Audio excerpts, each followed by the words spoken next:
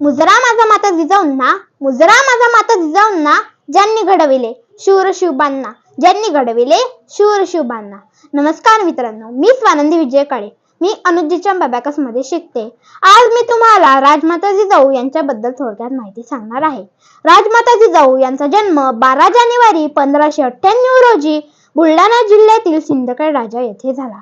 त्यांच्या वडिलांचे नाव लखुजीराव जाधव तर त्यांच्या आईचे नाव महाळसाबाई असे होते.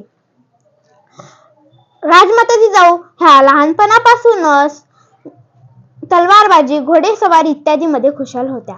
त्या जिद्दी, करारी व बागेदार स्वभावाच्या होत्या. त्यांना अन्यायाविरुद्ध चीड होती. त्यांचा विवाह सन 1605 मध्ये शहाजी राजे भोसले यांच्याशी झाला. त्यांना प्रतापवीर संभाजी महाराज व छत्रपती शिवाजी महाराज ही 2 पुत्ररत्ने होती. राजमाता जिजाऊंनी शिवरायांमध्ये स्वराज्याचे स्वप्न पाहिले. त्या शिवरायांना बालपणातच शौर्य कथा सांगत.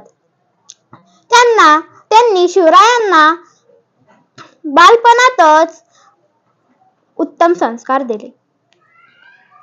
अखेर 17 जून 1674 रोजी त्यांनी अखेरचा श्वास घेतला.